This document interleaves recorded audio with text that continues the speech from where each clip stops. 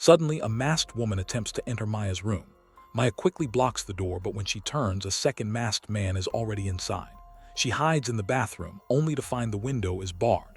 Get ready to relive the adventure as we recap the story of horror and mystery film today. The Strangers, Chapter 2, Production Year 2025.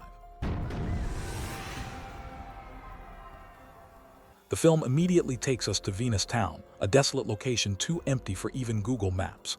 Inside Carol's Cafe, the town's single diner, people finish their meals.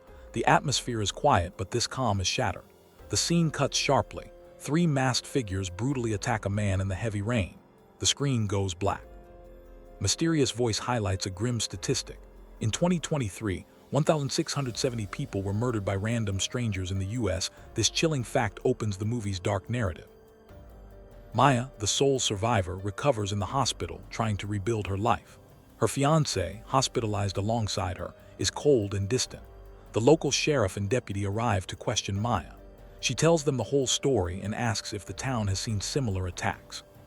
When the deputy tries to answer, the sheriff quickly cuts him off, immediately raising suspicion that he is hiding a secret. Maya then remembers the killer's mentioned a name, Tamara. She asks the officers if they know who this person is, but a nurse interrupts, insisting the doctor ordered rest. The sheriff immediately heads to Carol's Cafe. The entire tiny town population, gossiping heavily, is already gathered there. Girl in the cafe proposes a dramatic theory. Maya actually killed her fiancé and is faking her innocence. The town, lacking any other entertainment, obsesses over the incident, generating endless theories about the only major event to ever happen. The film flashes back to a seemingly perfect Christian schoolyard. Young Shelley plays alone with sand, while other children enjoy games nearby. This idyllic scene shatters when the other girls intentionally destroy Shelley's sandcastle. Shelley instantly loses control.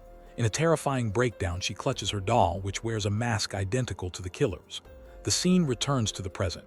We realize that girl is Shelley, now a waitress at the cafe, revealing the disturbing root of her trauma.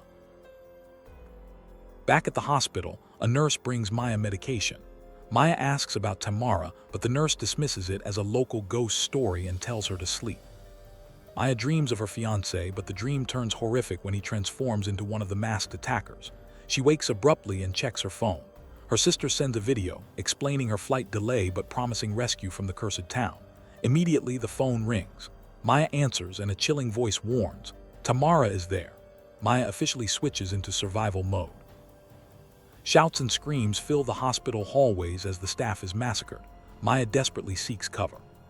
She finds an engine room and cleverly uses a steam hose to fight off one of the masked killers. She then hides inside a morgue drawer, shockingly ending up in the same drawer her fiancé occupied. A hapless hospital cleaner enters the morgue, but the killer quickly cuts him down instead. The killer takes the cleaner's body, giving Maya a brief chance to escape. She runs out into the rain and vanishes into the darkness, one of the masked men watching her disappear. Maya continues running until she reaches an isolated ranch. She finds a truck and tries to start it, but the keys are missing. She spots a large set of keys hanging openly on the wall, a sign of the town's lax security. The situation turns deadly when the homeowner finds Maya and points a gun at her. Maya begs the woman to call the police, but before she can, one of the masked assassins arrives and shoots the woman dead. Maya flees to the stable and hides. Fueled by rage, she grabs a crowbar and successfully stabs one of the masked killers.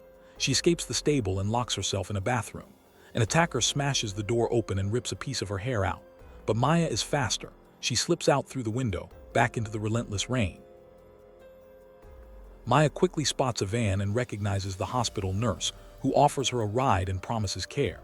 Inside the van is the nurse's roommate, Chris, an ex-military member. Their journey is soon interrupted by two other people who stop them on the road. The nurse invites them to join. The two new passengers are introduced as Gregory and Wayne, also roommates of the nurse. They claim they forgot their truck keys and the group continues on its way. Inside the van, Gregory eyes Maya suspiciously. Maya spots a critical clue, a smiley face tattoo behind his ear, the exact symbol used by the killers. At the same time, Chris carelessly leaves a massive military knife exposed. Overwhelmed, Maya suffers a post-traumatic episode and hallucinates that everyone in the car is wearing the masked killer's disguises. Instinct takes over. She grabs the exposed military knife and the stolen first aid kit, then throws open the door and leaps out of the moving vehicle. The others stop to search for her, but the heavy rain completely obscures her escape. The rain stops. Maya immediately uses the stolen first aid kit to stitch her own wound. Despite the pain, she is alive and focused. As dawn breaks, she attempts to build a fire. Unaware the masked men are searching in the wrong part of the forest. The calm is shattered by footsteps approaching rapidly. Maya dives into a nearby abandoned car.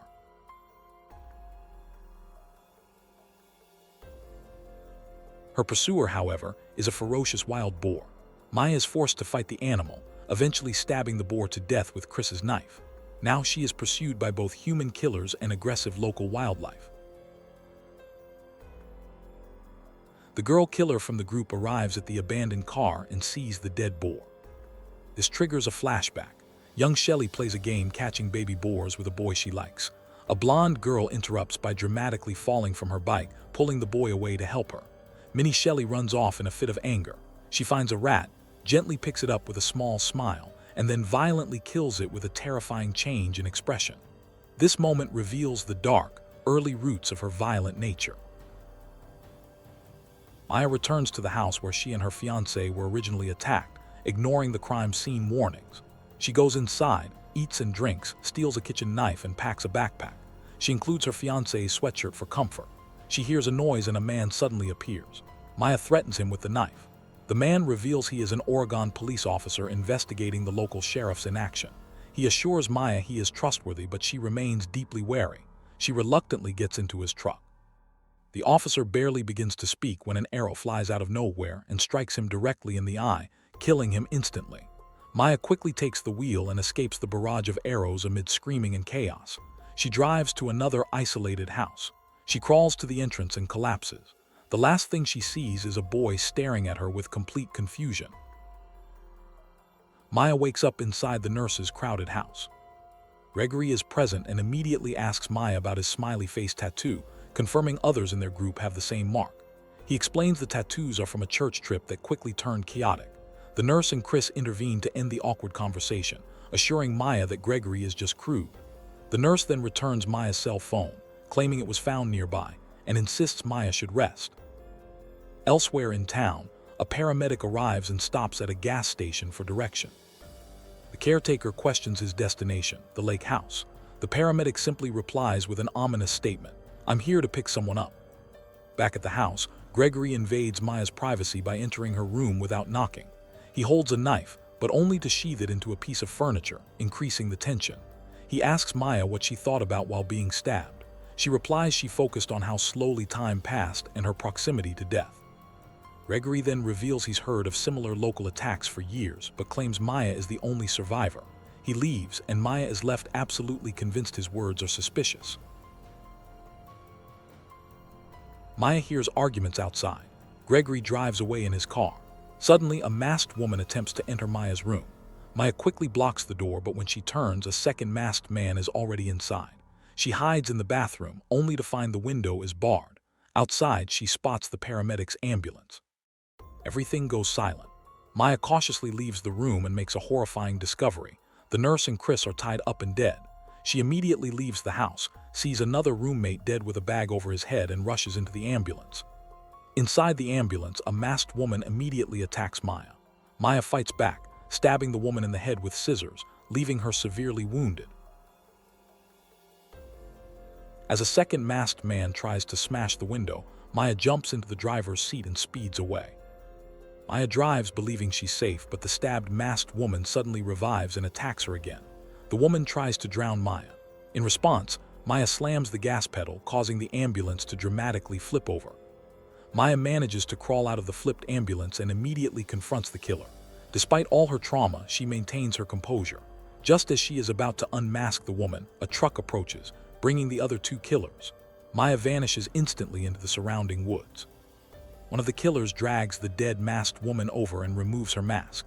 The face revealed is Shelley, the waitress from the cafe, confirming her true murderous identity.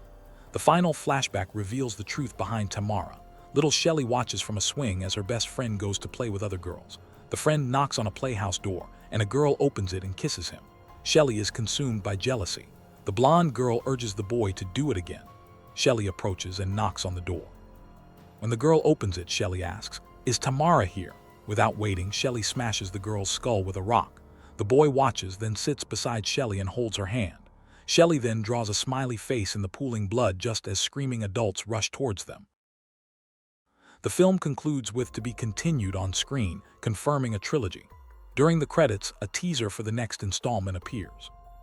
Maya confronts the sheriff, telling him he is now a suspect and that she knows where the killers are hiding. The final, chilling shot shows Maya herself wearing a mask, standing inside a church with new victims. This signals the next chapter will explore the killer's Christian origins and that the nightmare is not over. And showing this story ends here. Appreciate a subscribe and please remember to like. Thanks for watching.